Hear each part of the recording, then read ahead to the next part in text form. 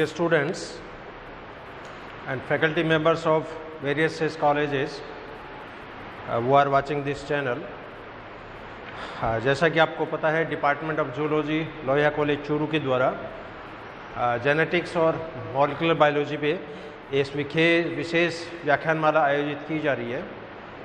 इस व्याख्यानमाला में पूर्व में कई व्याख्यान डिलीवर किए जा चुके हैं और उनके वीडियोस समय समय पर कॉलेज के यूट्यूब चैनल पे अपलोड किए जा रहे हैं। आज की इस व्याख्यानमाला की श्रृंखला में जीन की स्ट्रक्चर और जीन का रेगुलेशन कैसे होता है इस विषय पे मैं आपसे चर्चा करूँगा।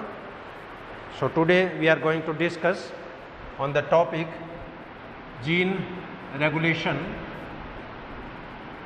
या जीन का नियंत्रण एक कोशिका में कैसे होता है।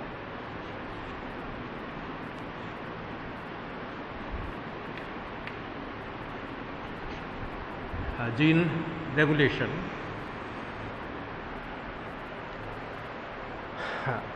अब जीन रेगुलेशन की एक्चुअल मैकेनिज्म मैं डिस्कस करूं,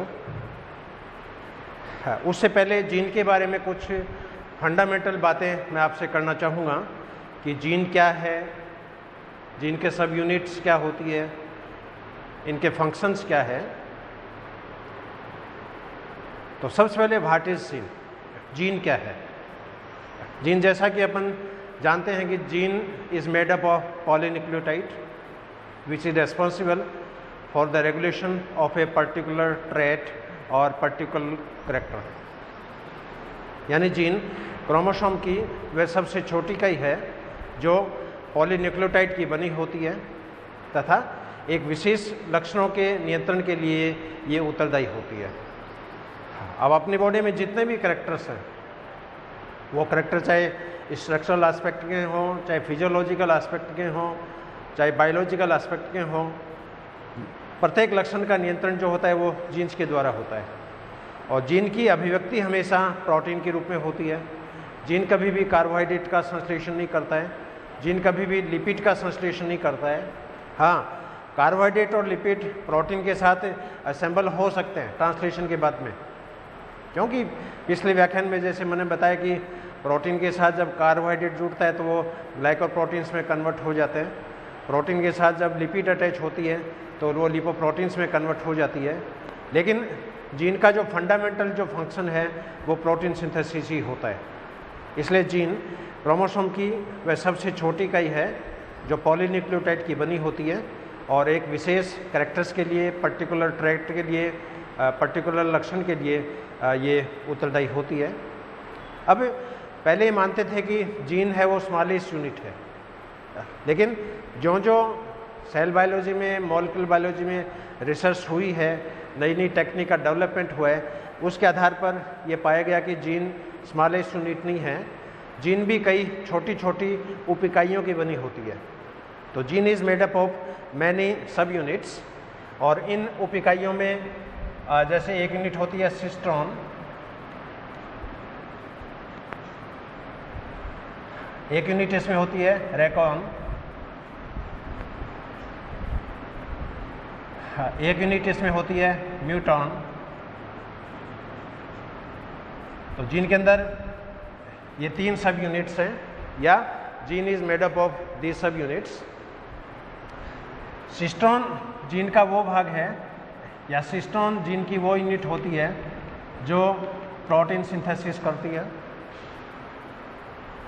रेकॉन जीन की वो यूनिट है जो रिकॉम्बिनेशन या क्रॉसिंग ओवर में पार्टिसिपेट करती है। म्यूटॉन जीन की वो यूनिट होती है जो म्यूटेशन में पार्टिसिपेट करती है या जिसके अंदर उत्परिवर्तन होता है, म्यूटेशन होता है। तो ये जीन के तीन मेन सब पार्ट है, सिस्टोन, रेकॉन, म्यूटॉन।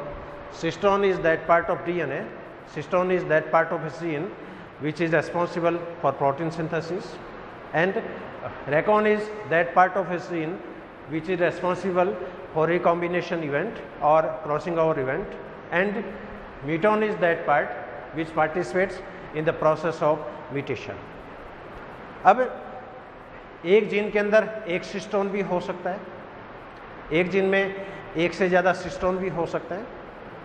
तो जीन में यदि एक सिस्टोन हो तब इस यूनिट को बोलेंगे monocistronic, monocistronic.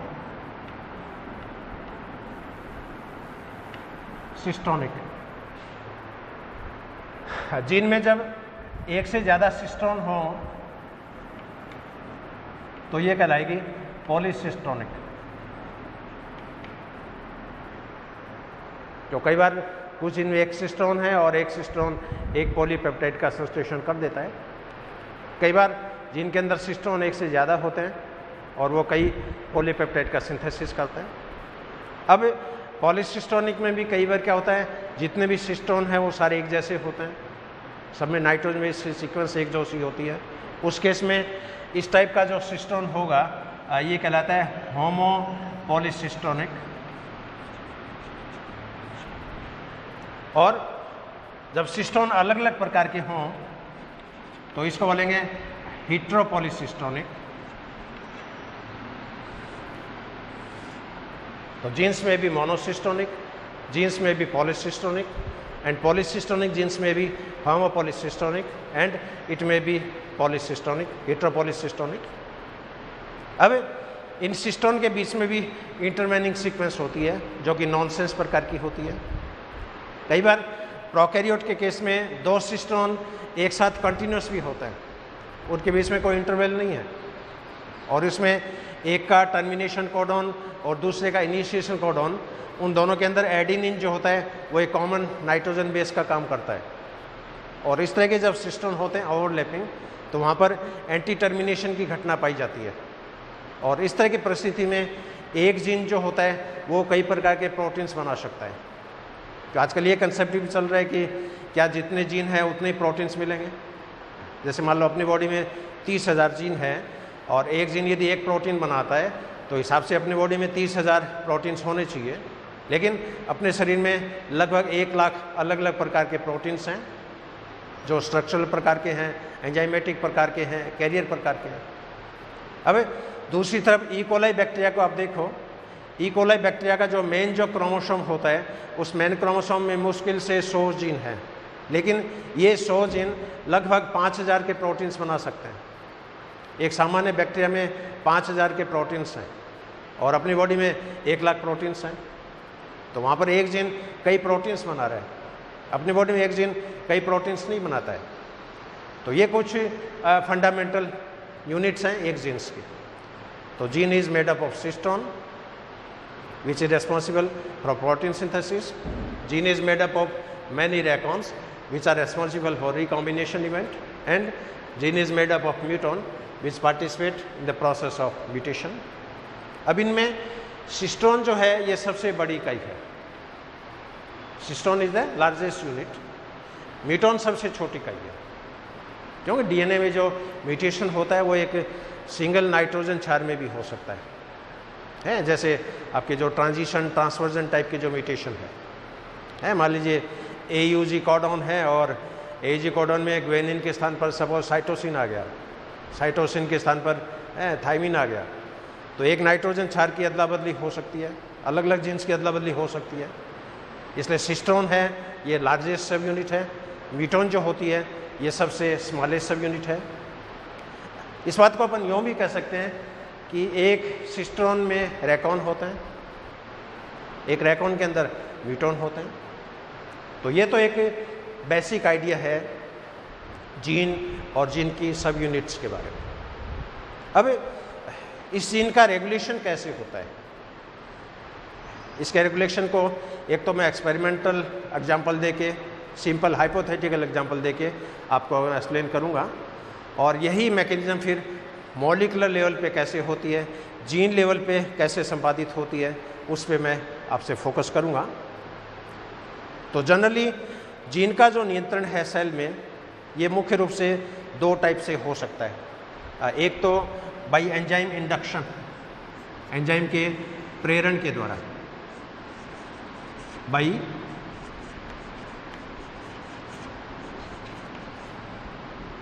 Enzyme induction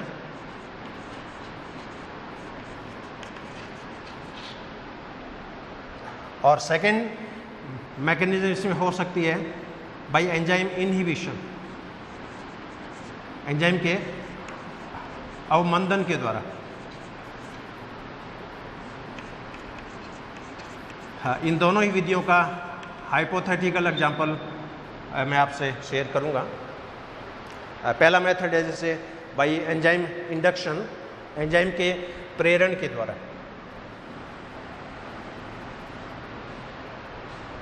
suppose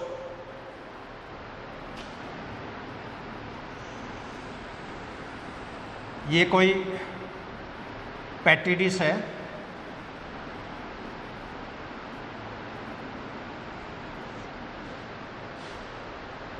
और इसके अंदर ई कोलाई जो बैक्टीरिया है इनका कल्चर किया जा रहा है, और इस कल्चर मीडियम में एनर्जी के सोर्स के रूप में ग्लूकोज का सॉल्यूशन है, या इस कल्चर मीडियम में ग्लूकोज के मॉलिक्यूल्स हैं। कल्चर मीडियम जो भी होता है उसके अंदर कार्बन का सोर्स होता है, एनर्जी का सोर्स होता है, इसके अंदर एंटीबॉडीज होती है, एंटीबायोटिक्स होती है, इसके अंदर मिनरल्स होते हैं। तो बायोटेक्नोलॉजी के जो स्टूडेंट हैं उनकी अलग से एक पेपर चलता है culture media, types of culture media, और हर कल्चर मीडिया में 20-20 तरह के कम से कम केमिकल्स होते हैं, उनको अलग अलग वेट के हिसाब से तोल के इनको डिस्टिल वाटर के अंदर डिजोल्व करते हैं। तो ये एक सिंपल एक्सपेरिमेंट है। मान लो ये पेट्री डिश है और इस पेट्री डिश के अंदर कल्चर मीडियम है। इस कल्चर मीडियम में ई कोलाई बैक्टीरिया को आप संवर्धित कर रहे हो, और इसमें as a nutrient, as a पोषक पदार्थ आप ग्लूकोज को काम में ले रहे हैं। अब ये ई कोलाई बैक्टीरिया इस ग्लूकोज की यूटिलाइजिंग कर रहा है, इस ग्लूकोज को ये यूज़ कर रहा है, और इस बैक्टीरिया के अंदर ग्रोथ हो रही है, और इसका जो ग्रोथ का जो कर्व है वो सीधे इस तरह का है, सिग्मोइड टाइप का। जो बैक्टीरिया ग्लूकोज को यूज़ में ले रहा है, और साथ में इस ग्लूकोज के यूटिलाइजेशन के कारण इस बैक्टीरिया के अंदर बाइनरी फिशन भी हो रहा है, बैक्टीरिया की ग्रोथ भी हो रही है, और इसका जो ग्रोथ का जो कर्व है वो इस टाइप का आ रहा है। अब मान लो इस मीडियम में आपने इस ग्लूकोज को रिमूव कर दिया, इस ग्लूकोज को आपने हटा दिया, और इस ग्लूकोज के स्थान पर आपने इसमें लैक्टोज डाल दिया। ग्लूकोज है वो भी मोनोसैकेराइड है, इधर जो लैक्टोज है वो भी कार्बोहाइड्रेट है, लेकिन दोनों में बेसिक डिफरेंस क्या है? ग्लूकोज है वो मोनोसैकेराइड का मॉलिक्यूल है, इधर जो लैक्टोज है ये डाइसैकेराइड का मॉलिक्यूल है। अब लैक्टोज को डाइजेस्ट करने के लिए लैक्टेज एंजाइम चाहिए, बीटा ग्लैक्टोसाइडेज एंजाइम चाहिए। अब पहले जब ग्लूकोज मीडियम था तो ग्लूकोज इजीली एब्जॉर्ब हो रहा था, इसका इजीली ग्लाइकोलाइसिस हो रहा था, और बैक्टीरिया एनर्जी को यूज़ करके उसके अंदर ग्रोथ हो रही थी। अब ग्लूकोज के स्थान पर आपने लैक्टोज डाल दिया। अब लैक्टोज डाल दिया तो अपन देखते हैं कि इस बैक्टीरिया की ग्रोथ जो होती है वो थोड़ी देर के लिए रुक जाती है, आधा घंटे के लिए, पौन घंटे के लिए, क्योंकि वो लैक्टोज को डाइजेस्ट नहीं कर पाता है। लैक्टोज को डाइजेस्ट करने के लिए एंजाइम चाहिए, बीटा ग्लैक्टोसाइडेज। लेकिन आधा पौन घंटे बाद में देखते हैं कि इस बैक्टीरिया के अंदर इस लैक्टोज को डाइजेस्ट करने वाले एंजाइम जो होते हैं उनका सिंथेसिस स्टार्ट हो जाता है, और लैक्टोज जो होता है वो अपने कंपोनेंट ग्लूकोज और ग्लैक्टोज के अंदर डिसइंटीग्रेट हो जाएगा। इस ग्लूकोज को ये बैक्टीरिया यूटिलाइज करेगा और उसकी ग्रोथ वापस स्टार्ट हो जाती है। तो यहाँ पर ग्लूकोज के स्थान पर जब लैक्टोज आपने डाल दिया तो इस बैक्टीरिया की ग्रोथ का जो ग्राफ आएगा वो इस तरह का होगा। जैसे प्रारंभ में ग्लूकोज है, इस बैक्टीरिया की ग्रोथ हो रही है।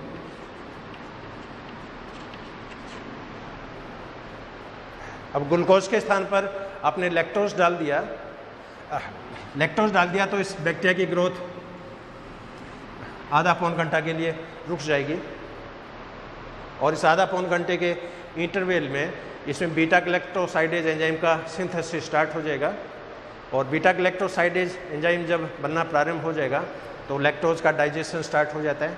लैक्टोज ग्लूकोज और ग्लैक्टोज के अंदर कन्वर्ट होता है, और इस मॉलिक्यूल का फिर ये बैक्टीरिया यूटिलाइजेशन करके इनके अंदर वापस जो ग्रोथ होती है वो स्टार्ट हो जाती है। तो यहाँ पर जी ये जो पॉज आया ग्रोथ में, ये पॉज किसकी वजह से आया? It is due to lactose. लेकिन लैक्टोज का जब पाचन स्टार्ट हो जाएगा उसके बाद में इसकी ग्रोथ वापस स्टार्ट हो जाएगी। अब यहाँ पर आप देख रहे हो मीडियम चेंज करने से किसी पर्टिकुलर एंजाइम का जो उत्पादन है वो प्रेरित हो रहा है, इसलिए घटना कहलाती है एंजाइम इंडक्शन या एंजाइम का प्रेरण। तो माध्यम में जब ग्लूकोज था उसमें बीटा गैलेक्टोसाइडेज का प्रोडक्शन नहीं हो रहा था, क्योंकि उसकी ज़रूरत ही नहीं थी, रिक्वायरमेंट ही नहीं थी। लेकिन जब ग्लूकोज के स्थान पर आपने लैक्टोज डाल दिया, अब इस लैक्टोज को डाइजेस्ट करने के लिए एंजाइम चाहिए बीटा गैलेक्टोसाइडेज।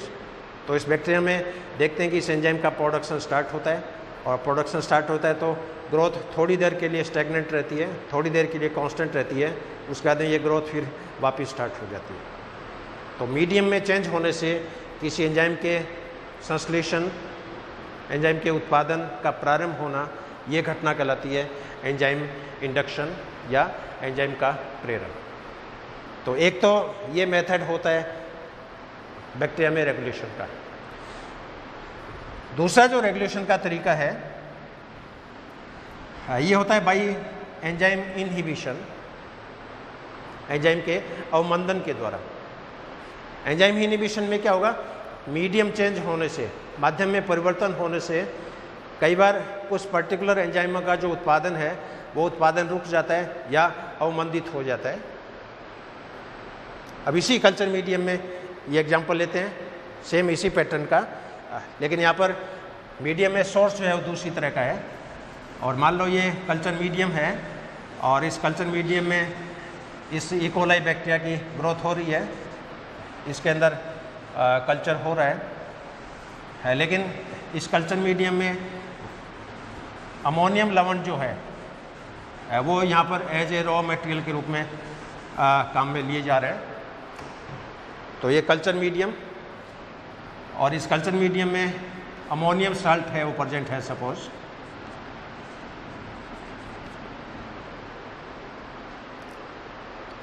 अब ये ई कोलाई बैक्टीरिया इन अमोनियम लवणों में जो नाइट्रोजन है, इस नाइट्रोजन को ये काम में ले रहे हैं, और इस नाइट्रोजन का यूटिलाइजेशन करके ये बैक्टीरिया मान लीजिए टायरोसिन एमिनो एसिड बना रहे हैं, ये मान लीजिए एलानिन एमिनो एसिड्स बना रहे हैं। अब नाइट्रोजन से टायरोसिन का जब संश्लेषण हो रहा है उस केस में पर्टिकुलर एंजाइम की आवश्यकता होती है, वो एंजाइम इस बैक्टीरिया में बन रहा है। अब मान लो थोड़ी देर बाद में आपने इस कल्चर मीडियम में इन अमोनियम लवणों को आपने रिमूव कर दिया, अमोनियम साल्ट का जो सप्लीमेंट था वो सप्लीमेंट आपने इस कल्चर मीडियम से रिमूव कर दिया, हटा दिया, और इस कल्चर मीडियम में आपने ये डायरेक्ट एमिनो एसिड जो है वो इसके अंदर डाल दिया, और मान लो इस कल्चर मीडियम में आपने टायरोसिन एलानिन ये आपने इस कल्चर मीडियम के अंदर इंट्रोड्यूस कर दिए। अभी इस केस में आप देखोगे कि पहले जो एंजाइम बन रहा था, कौन सा एंजाइम, जो मान लो नाइट्रोजन कंटेंट को टायरोसिन में कन्वर्ट कर रहा है, तो वो एंजाइम पहले बन रहा था। अब आपने इस बैक्टीरिया को पका पकाया टायरोसिन आप इसको प्रोवाइड कर रहे हो कल्चर मीडियम में, तो अपन देखते हैं कि इस बैक्टीरिया में टायरोसिन को सिंथेसिस करने वाला एंजाइम था, उस एंजाइम का उत्पादन बंद हो जाता है। तो यहाँ पर माध्यम में परिवर्तन के कारण किसी एंजाइम के उत्पादन में कमी होती है या किसी एंजाइम के उत्पादन अवमंदित होता है, तो ये घटना क्या कहलाती है? Enzyme inhibition. ये घटना ठीक उसी तरह है जैसे मान लीजिए कोई स्टूडेंट पढ़ते हैं, क्लास अटेंड करते हैं, नोट्स बनाते हैं, और उसके बाद में वो एग्ज़ाम की तैयारी करते हैं, एग्ज़ाम में बैठते हैं, और उसके बाद में रिजल्ट आता है। तो बच्चे पूरे साल भर स्ट्रगल से जूझते हैं, खूब मेहनत करते हैं, खूब नोट्स बनाते हैं, खूब किताबें पढ़ते हैं। अब बाई चांस मान लो इन्हीं स्टूडेंट्स को एनुअल एग्ज़ाम में जो पेपर आने वाला है वो पेपर मान लो इनको 1 महीने पहले इनको प्रोवाइड कर दें स्टूडेंट्स को, क्यों पेपर आउट होते हैं कई बार। मान लो इन स्टूडेंट्स को एग्ज़ाम में आने वाला पेपर 1 महीने पहले ही बच्चों को दे दें, तो डेफिनेटली ये बच्चे क्या करेंगे, केवल उस पेपर में जो क्वेश्चंस हैं उन्हीं क्वेश्चंस को याद करेंगे, बाकी चैप्टर्स को छोड़ देंगे, क्योंकि इनकी रिक्वायरमेंट नहीं है।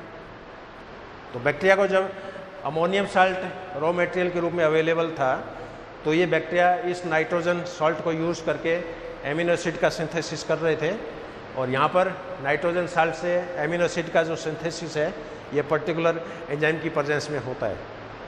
लेकिन जब मीडियम में नाइट्रोजन अमोनियम साल्ट को रिमूव कर दिया और इस कल्चर मीडियम में इन एमिनो एसिड्स को आपने प्रोवाइड किया, अब इस बैक्टीरिया को इन एमिनो एसिड संश्लेषित करने की ज़रूरत नहीं है, क्योंकि इनको पका पकाया रॉ मटेरियल इनको मिल रहा है।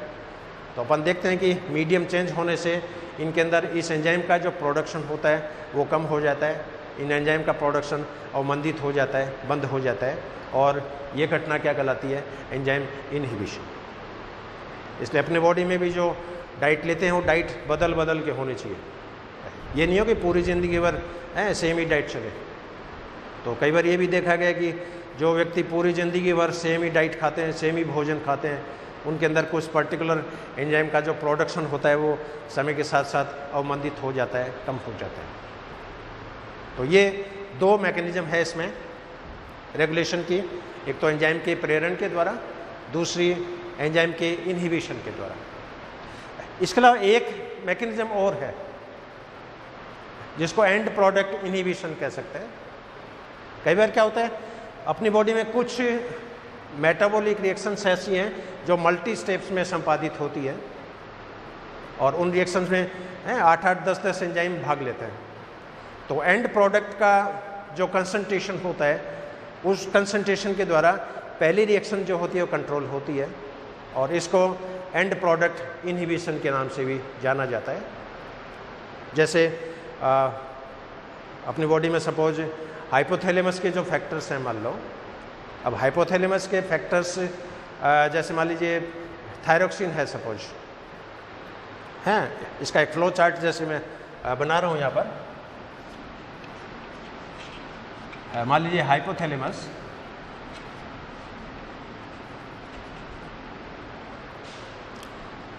हाइपोथैलेमस से एक फैक्टर निकलता है thyroid stimulating hormone, releasing hormone TSH, RH। ये फैक्टर आके कार्य करता है एडिनो हाइपोफाइसिस पे, यानी पिट्यूटरी ग्लैंड के अग्रभाग पे। अब एडिनो हाइपोफाइसिस जो है, इससे सिक्रीट होता है थायराइड स्टिमुलेटिंग हार्मोन, और थायराइड स्टिमुलेटिंग हार्मोन जो होता है ये काम करता है थायराइड ग्लैंड में जाके, और थायराइड ग्लैंड्स के द्वारा थायरोक्सिन हार्मोन का सिक्रेशन होता है T3, T4।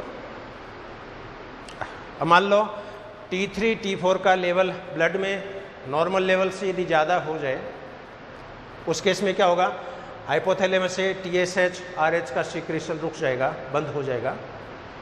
इसी तरह ब्लड में यदि थायरोक्सिन हार्मोन की मात्रा कम हो जाए, थायरोक्सिन का लेवल नॉर्मल लेवल से डाउन हो जाए, उस केस में हाइपोथैलेमस से TSH, RH का सिक्रेशन जो होता है वो बढ़ जाता है, प्रेरित हो जाता है। और इस तरह का जो रेगुलेशन है इसको नेगेटिव फीडबैक के नाम से जाना जाता है। और इस तरह की जो प्रक्रिया होती है वो एंजाइमेटिक रिएक्शंस के दौरान भी होती है, जैसे ग्लाइकोलाइसिस है 10 पदों में संपन्न होती है, क्रेब साइकिल है 10 पदों में संपन्न होती है।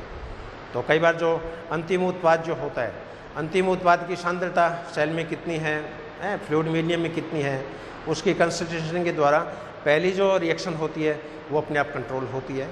और इस तरह का जो नियंत्रण होता है इसको एंड प्रोडक्ट इनहिबिशन के नाम से भी जाना जाता है। अब ये दो फंडामेंटल हाइपोथेटिकल एग्जाम्पल मैंने आपको बताए हैं एंजाइम इंडक्शंस के द्वारा, एंजाइम इनहिबिशन के द्वारा। एंजाइम इंडक्शन में आपने देखा कि मीडियम में परिवर्तन होने के कारण नए एंजाइम का प्रोडक्शन प्रेरित हो जाता है। एंजाइम इनहिबिशन में माध्यम में परिवर्तन के कारण किसी पर्टिकुलर एंजाइम का जो प्रोडक्शन है वो अवमंदित हो जाता है।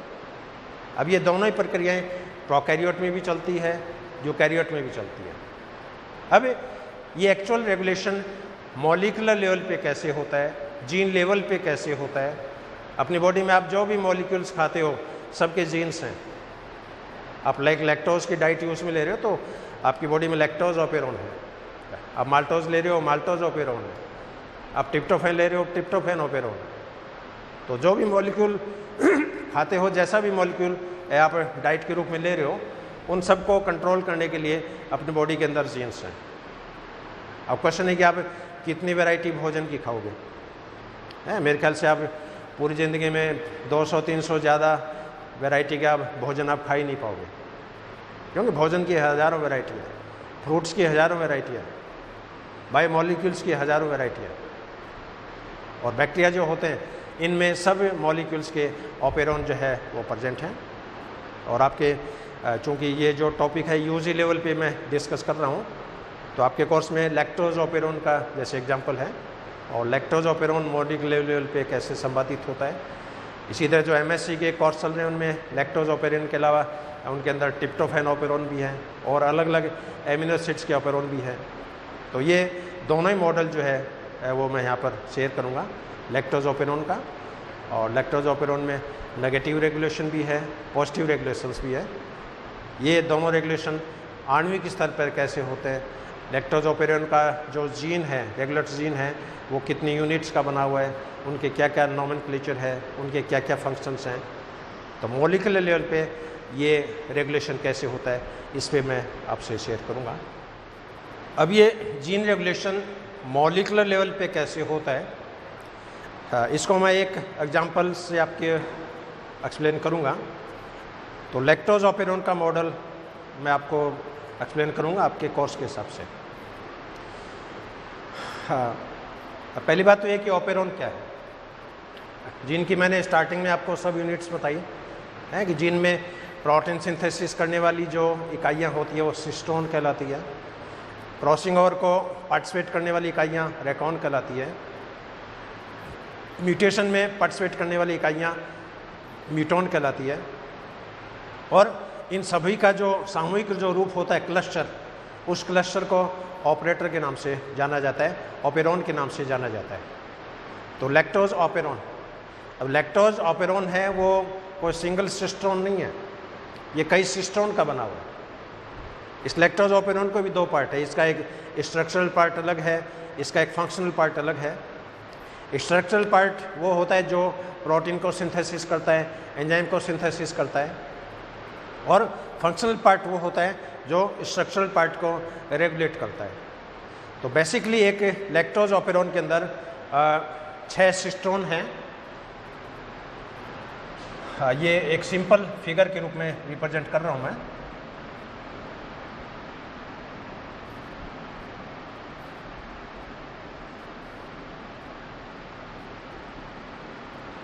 ये मान लीजिए लैक्टोज ऑपेरोन का जीन है। अब होने के तो इस जीन में भी नाइट्रोजन बेस की जो सीक्वेंस है वो यहाँ पर दिखा सकते हैं, लेकिन फिर ये बहुत डेप्थ में हो जाएगा।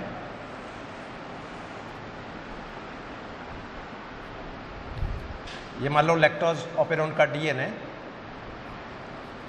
या लैक्टोज ऑपेरोन का जीन,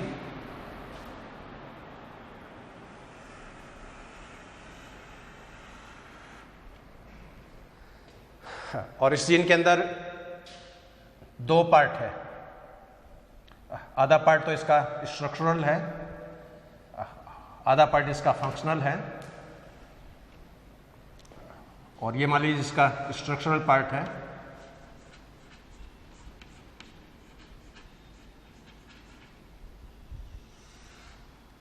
और स्ट्रक्चरल पार्ट है, इसके अंदर 3 सिस्टोन होते हैं, सिस्टोन Z, सिस्टोन Y,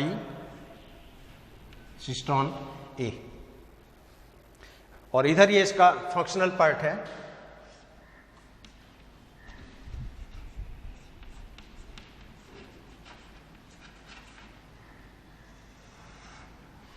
और फंक्शनल पार्ट जो होता है इसके अंदर भी 3 यूनिट्स हैं, आई, पी,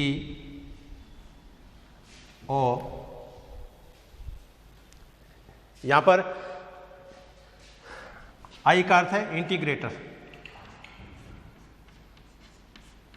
आई फॉर इंटीग्रेटर या रेगुलेटर।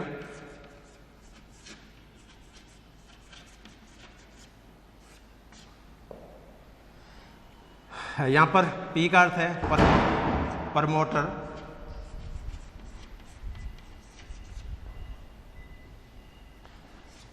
यहां पर ओ का अर्थ है ऑपरेटर,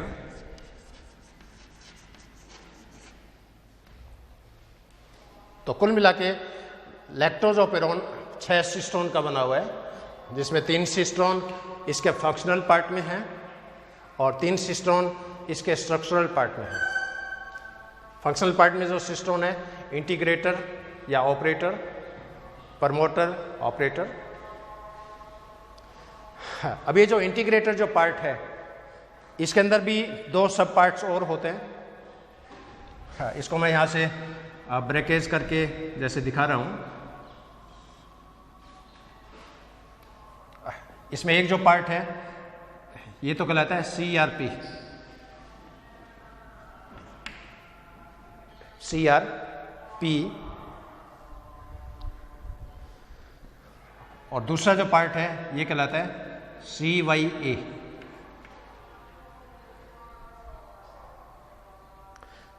इसका जो प्रमोटर पार्ट जो होता है इसके अंदर पैलिंड्रोम सीक्वेंस पाई जाती है।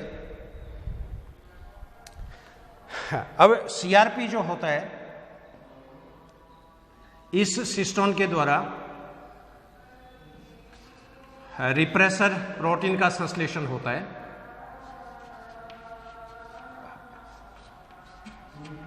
रिप्रेसर प्रोटीन का संश्लेषण होता है और रिप्रेसर प्रोटीन जो होती है ये 4 पॉलीपेप्टाइड की बनी होती है। It is made up of 4 polypeptide.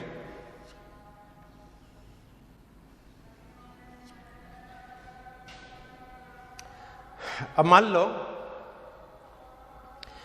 Medium के अंदर ग्लूकोज है।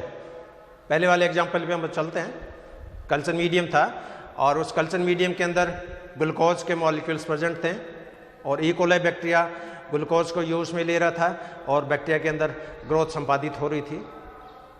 अब कल्चर मीडियम में जब ग्लूकोज हैं उसमें क्या होगा, ये जो रिप्रेसर प्रोटीन जो बन रहा है ये रिप्रेसर प्रोटीन इस ऑपरेटर स्थल पर आकर जुड़ जाता है।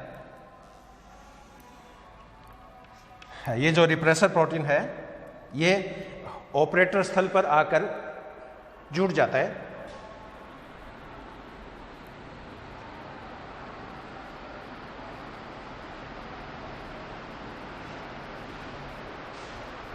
अब रिप्रेसर प्रोटीन जब ऑपरेटर स्थल पर जुड़ गया तो यहां पर आरएनए पॉलीमरेज एंजाइम जुड़ नहीं पाएगा क्योंकि जगह एक ही है।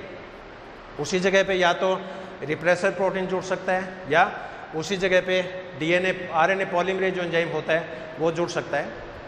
अब माध्यम में जब ग्लूकोज हैं, मीडियम में जब ग्लूकोज प्रेजेंट है इसको मैं यहाँ पर इंडिकेट कर दूँ। जैसे मीडियम में जब ग्लूकोज प्रेजेंट है उसमें क्या होगा, ये रिप्रेसर प्रोटीन ऑपरेटर स्थल पर आकर जुड़ जाता है। अब रिप्रेसर प्रोटीन जब ऑपरेटर स्थल पर आकर जुड़ गया तो आरएनए पॉलीमरेज एंजाइम के जुड़ने के लिए जगह नहीं है। अब आरएनए पॉलीमरेज जब डीएनए के साथ नहीं जुड़ेगा तो न तो ये जो तीनों सिस्टोन है इसके अंदर न तो कोई ट्रांसक्रिप्शन होगा, नो ट्रांसक्रिप्शन,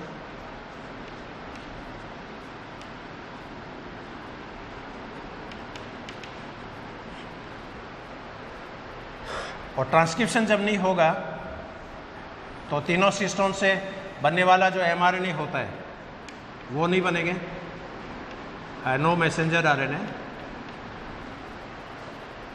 और मैसेंजर आरएनए जब नहीं बनेंगे तो इन तीनों सिस्टोन से बनने वाले जो एंजाइम्स होते हैं वो एंजाइम्स यहाँ पर नहीं बनेंगे, नो एंजाइम्स। तो कहने का अर्थ है इसके अंदर न तो ट्रांसक्रिप्शन होगा न ट्रांसलेशन होगा और तीनों एंजाइम्स का यहाँ पर संश्लेषण नहीं होगा। ये कंडीशन कब है? जब माध्यम के अंदर ग्लूकोज प्रेजेंट है, और माध्यम में जब ग्लूकोज प्रेजेंट होता है तो लैक्टोज को डाइजेस्ट करने वाले जो एंजाइम हैं वो यहाँ पर प्रोड्यूस नहीं होते हैं। अब इन तीनों सिस्टोन से जो एंजाइम जो बनते हैं, इसमें जो जेड सिस्टोन है इससे जो एंजाइम बनता है वो एंजाइम है beta galactosidase, beta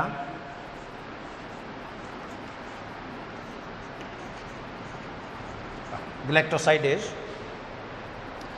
Y system से जो एंजाइम बनता है ये एंजाइम होता है परमिएज,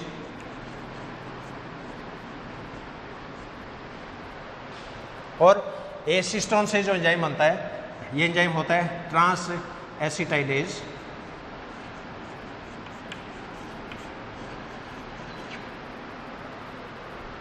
अब यहाँ पर बीटा गैलेक्टोसाइडेज जो है ये लैक्टोज को डाइजेस्ट करता है। परमिएज एंजाइम जो होता है वो सेल मेम्ब्रेन की परमिएबिलिटी को बढ़ाता है। ट्रांस एसिटाइलेज जो होता है ये एसिटिल ग्रुप के ट्रांसफर से रिलेटेड है। अब मीडियम में जब ग्लूकोज प्रेजेंट है, मीडियम में जब ग्लूकोज प्रेजेंट है तो इस इंटीग्रेटर जीन के द्वारा रिप्रेसर प्रोटीन बनेगा, और ये रिप्रेसर प्रोटीन ऑपरेटर स्थल पर आकर जुड़ गया।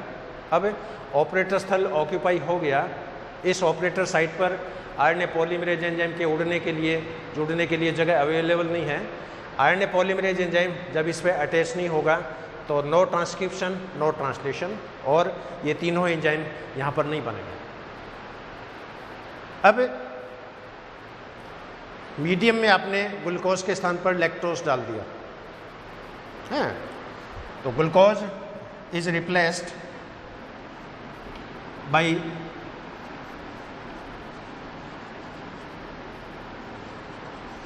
लैक्टोज।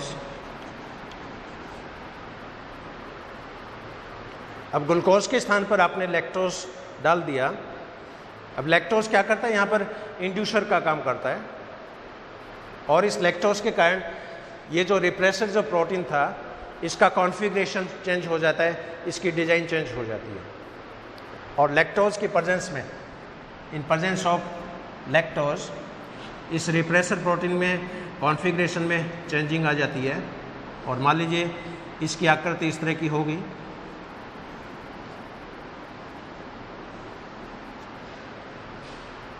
पहले ये रिप्रेसर प्रोटीन मान लीजिए रोम्बोइडल शेप का था, चतुर्भुजी आकृति का था। अब ग्लूकोज के स्थान पर लैक्टोज डालते ही इसकी जो आकृति है वो थोड़ी ईंट की जैसी होगी। अब रिप्रेसर प्रोटीन की आकृति जब चेंज हो गई तो ये रिप्रेसर प्रोटीन यहाँ पर जुड़ने में कैपेबल नहीं है, और रिप्रेसर प्रोटीन जब यहाँ पर जुड़ नहीं पाएगा तब इस स्थान पर क्या होगा? आरएनए पॉलीमरेज एंजाइम जो होता है वो यहाँ पर जुड़ जाता है। अब इस पॉइंट पर आरएनए पॉलीमरेज एंजाइम यहाँ पर अटैच हो जाएगा।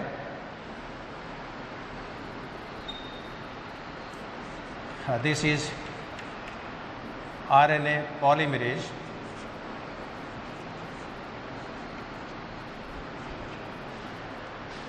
और आरएनए पॉलीमरेज जब जुड़ गया तो ZYA इन तीनों के अंदर ट्रांसक्रिप्शन होगा, तीनों के अंदर ट्रांसक्रिप्शन होगा। ट्रांसक्रिप्शन होगा तो तीनों सिस्टोन से अपने अपने कॉरस्पॉन्डिंग आरएनए बनेंगे, और इन तीनों आरएनए से अपने कॉरस्पॉन्डिंग एंजाइम सिंथेसाइज होगा। अब इस केस में आप देख रहे हो जेड सिस्टोन से ट्रांसक्रिप्शन हुआ, मैसेंजर आरएनए बना, इस मैसेंजर आरएनए में ट्रांसलेशन हुआ, बीटा गैलेक्टोसाइडेज एंजाइम बना। इसी तरह वाई सिस्टोन में ट्रांसक्रिप्शन हुआ, अपने कॉरस्पॉन्डिंग मैसेंजर आरएनए बना, इस मैसेंजर आरएनए में ट्रांसलेशन हुआ और परमेज एंजाइम बना। इसी तरह एस हिस्टोन में ट्रांसक्रिप्शन हुआ, अपने कॉरस्पॉन्डिंग एमआरएनए बना और इस एमआरएनए में ट्रांसलेशन के द्वारा ये ट्रांस एसिटाइलेज एंजाइम बना। तो पहले जो एग्जाम्पल मैंने बताया था हाइपोथेटिकल, उसमें मैंने क्या बताया था कि माध्यम में जब ग्लूकोज के स्थान पर लैक्टोज डाल देते हैं तो बैक्टीरिया की थोड़ी देर के लिए तो ग्रोथ रुक जाती है, आधा पौन घंटा के लिए, लेकिन आधा पौन घंटा पे बाद में इसकी ग्रोथ वापस स्टार्ट हो जाती है। इसके पीछे रीज़न क्या था कि माध्यम में ग्लूकोज के स्थान पर जब लैक्टोज डाल दिया तो बैक्टीरिया पे एक तरह का प्रेशर पड़ा। कैसा प्रेशर? लैक्टोज को डाइजेस्ट करने वाले एंजाइम को बनाने के लिए। तो लैक्टोज जब मीडियम में आपने ऐड कर दिया तो यहाँ पर ये जो एंजाइम है बीटा गैलेक्टोसाइडेज, इसका प्रोडक्शन स्टार्ट हो गया और इसका प्रोडक्शन स्टार्ट हो गया तो लैक्टोज को डाइजेस्ट करने वाला एंजाइम है वो यहाँ पर तैयार है। अब लैक्टोज का डाइजेशन होगा, ग्लूकोज बनेगा, गैलेक्टोज बनेगा, ग्लूकोज का यूटिलाइजेशन होगा, बैक्टीरिया की ग्रोथ वापस स्टार्ट हो जाएगी। और परमेज जो होता है ये सेल मेम्ब्रेन की पारगम्यता को बढ़ाता है, परमेबिलिटी बढ़ाता है। तो ये जो एग्जाम्पल है, ये एग्जाम्पल है एंजाइम इंडक्शन का, यानी माध्यम में परिवर्तन होने से किसी नए एंजाइम के उत्पादन में वृद्धि। और इस तरह का जो रेगुलेशन है ये नेगेटिव रेगुलेशन के नाम से भी जाना जाता है। तो लैक्टोज ऑपेरेंट का ये जो मॉडल है ये नेगेटिव रेगुलेशन का मॉडल है। एक इसका पॉजिटिव रेगुलेशन का मॉडल भी है। तो this is an example of negative regulation. This is an example of negative regulation. अब इसका पॉजिटिव रेगुलेशन कैसे होता है वो थोड़ा डिफरेंट है, वो साइक्लिक एमपी पे डिपेंडेंट होता है, वो मैं आपको एक्सप्लेन करूँगा। अब इस लैक्टोज ऑपेरोन का पॉजिटिव रेगुलेशन कैसे होता है, ये मॉडल थोड़ा नेगेटिव रेगुलेशन से डिफरेंट है, स्लाइट डिफरेंट। अब इसमें मैंने आपको बताया कि लैक्टोज ऑपेरोन का ये जो प्रमोटर पार्ट है, इंटीग्रेटर, इसके अंदर दो सब डिवीज़न हैं, दो सब यूनिट्स हैं। एक तो है CRP, एक है CYA। अब CRP में जो नाइट्रोजन बेस की सीक्वेंस है उसके अंदर ट्रांसक्रिप्शन होगा और मैसेंजर आरएनए का सिंथेसिस होता है। इसी तरह CYA में जो न्यूक्लियोटाइड की सीक्वेंस है इनके अंदर भी ट्रांसक्रिप्शन होगा और इस ट्रांसक्रिप्शन के द्वारा भी मैसेंजर आरएनए बनेगा। अब CRP से जो मैसेंजर आरएनए बना, इस मैसेंजर आरएनए में ट्रांसलेशन होगा और ट्रांसलेशन के द्वारा इससे बनता है रिप्रेसर प्रोटीन। और रिप्रेसर प्रोटीन जो है ये 4 यूनिट का बना होता है, 4 पॉलीपेप्टाइड का ये बना होता है। इसको मैं शॉर्ट में नाम दे रहा हूँ CRP, यानी कैटाबॉलिक रिप्रेसर प्रोटीन। और इधर CYA जीन से जो मैसेंजर आरएनए बन रहा है, इस मैसेंजर आरएनए के द्वारा बनता है adenyl cyclase enzyme, adenyl cyclase enzyme. अब ये एडिनिल साइक्लेज जो होता है ये ATP को कन्वर्ट कर देता है साइक्लिक EMP में। ATP को ये कन्वर्ट कर देता है साइक्लिक EMP में। अब ये जो साइक्लिक EMP होती है ये इस CRP प्रोटीन के साथ बाइंड हो सकती है।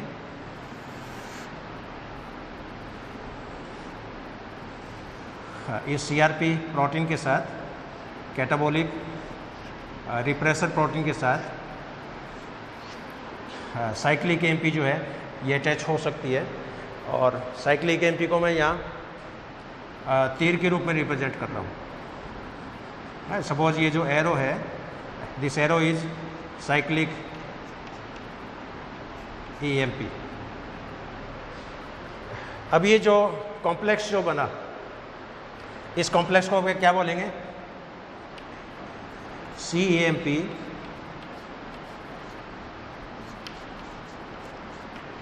CRP complex.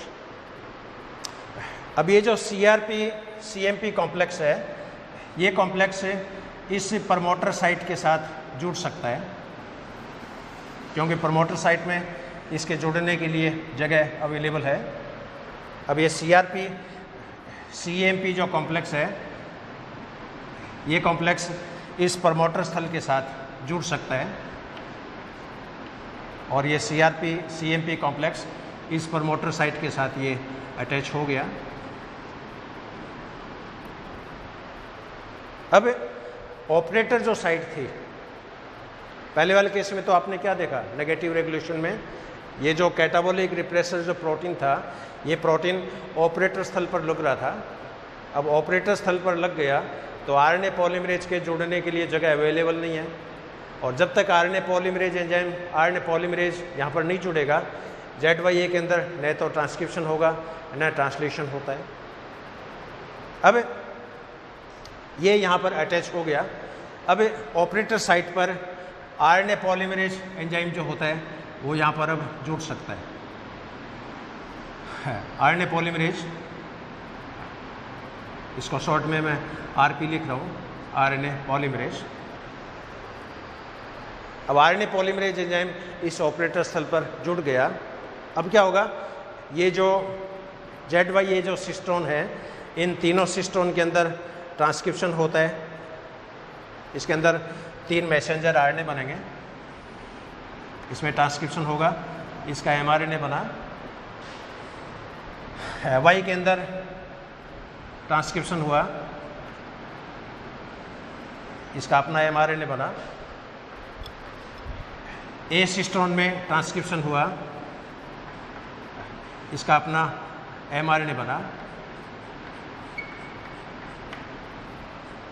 तो स्ट्रक्चरल जीन के तीनों सिस्टोन ZYA, इन तीनों में अपना अपना इंडिविजुअल ट्रांसक्रिप्शन होता है, 3 मैसेंजर RNA बनते हैं। ये प्रोसेस क्या कहलाता है? ट्रांसक्रिप्शन या अनुलेखन।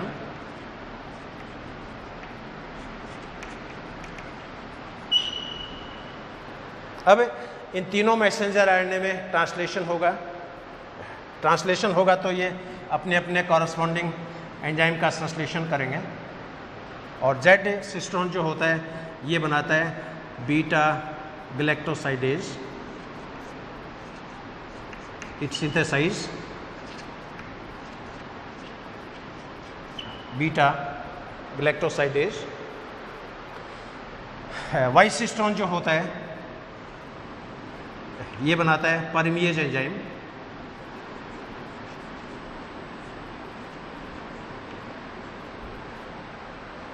और A सिस्टोन जो होता है इसका mRNA बनाता है ट्रांस एसिटाइलेज एंजाइम।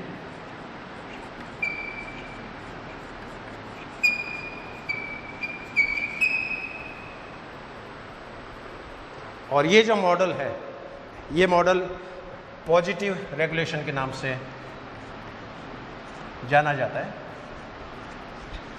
तो लैक्टोज ऑपेरोन के रेगुलेशन के 2 मॉडल हो गए, एक तो नेगेटिव रेगुलेशन, एक पॉजिटिव रेगुलेशन। नेगेटिव रेगुलेशन में तो क्या होता है कि ग्लूकोज मीडियम है और ग्लूकोज के स्थान पर आपने लैक्टोज डाल दिया।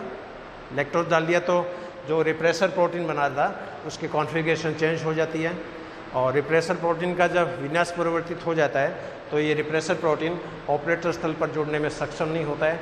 RNA पॉलीमरेज एंजाइम यहाँ पर जुड़ता है और इनके अंदर ट्रांसक्रिप्शन होता है, ट्रांसलेशन होता है, और ये पॉजिटिव रेगुलेशन है। अब कई बार क्या होता है कि मीडियम में ग्लूकोज है,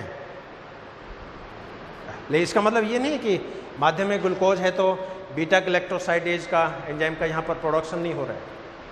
माध्यम में ग्लूकोज है तो बीटा गैलेक्टोसाइडेज एंजाइम का उत्पादन हो रहा है, लेकिन कम मात्रा में हो रहा है।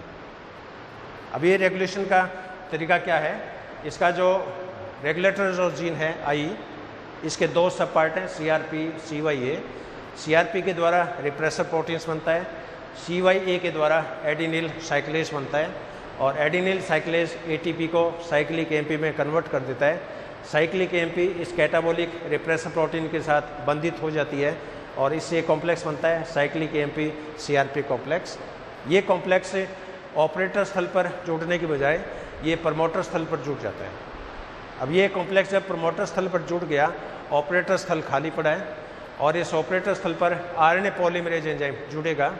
जो ही RNA पॉलीमरेज एंजाइम जुड़ेगा, ZYA इन तीनों के अंदर ट्रांसक्रिप्शन होता है, तीनों के करस्पॉन्डिंग मैसेंजर RNA बनेंगे। इन तीनों मैसेंजर RNA में फिर ट्रांसलेशन होता है, इनके करस्पॉन्डिंग एंजाइम बनेंगे। Z सिस्टोन से बीटा ग्लैक्टोसाइडेज बनता है जो कि लैक्टोज को डाइजेस्ट करता है।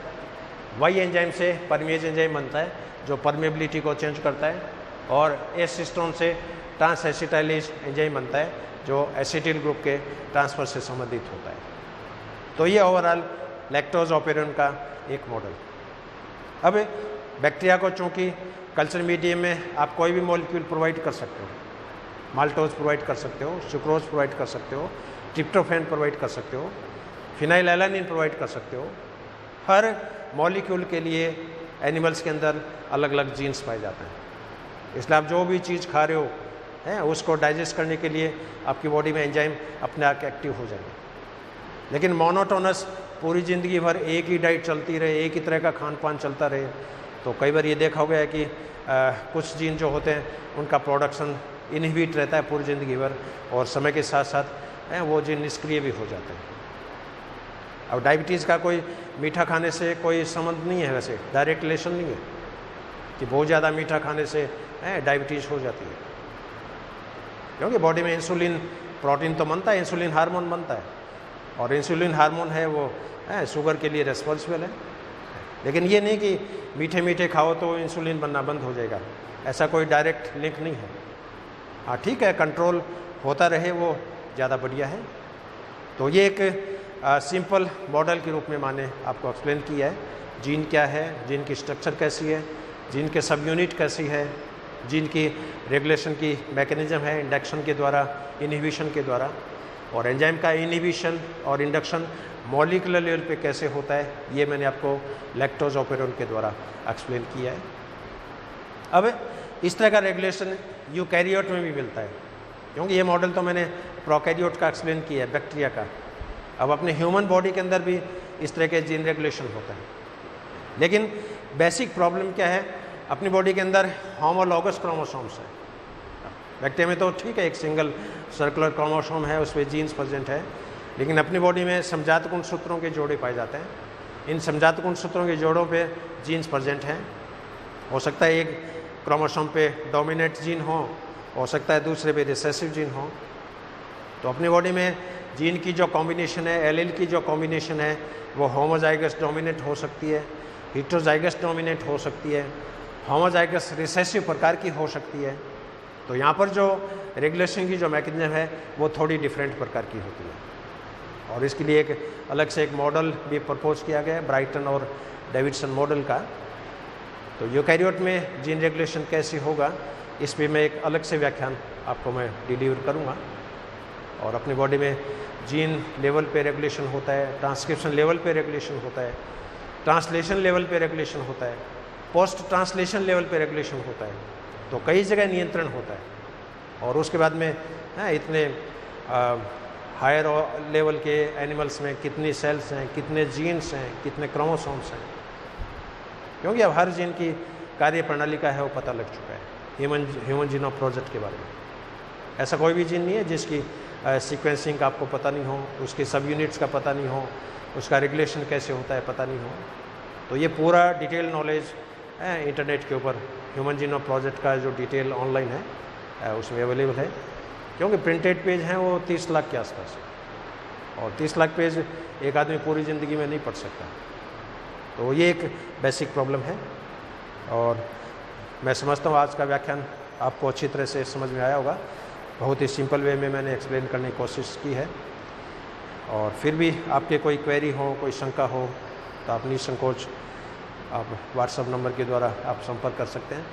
महाविद्यालय का चैनल आप नियमित रूप से देखते रहिए, अपना फीडबैक देते रहिए और वीडियो प्रोडक्शंस में कोई कमी है तो उन कमी को भी आप हमें इंडिकेट करते रहें, ताकि आगे जो नए वीडियो बने उन कमियों को हम सुधारें। कि हमारा मेन मकसद ये है कि ज़्यादा से ज़्यादा प्रिसाइज नॉलेज हैं वो रेक्टिफाइड वे में, बहुत ही सिंपल वे में आप तक पहुँचे, ये हमारा मेन मकसद है। एक बार अंत में I am highly thankful to you, I am highly grateful to you. Have a good day, have a great day. Thank you very much.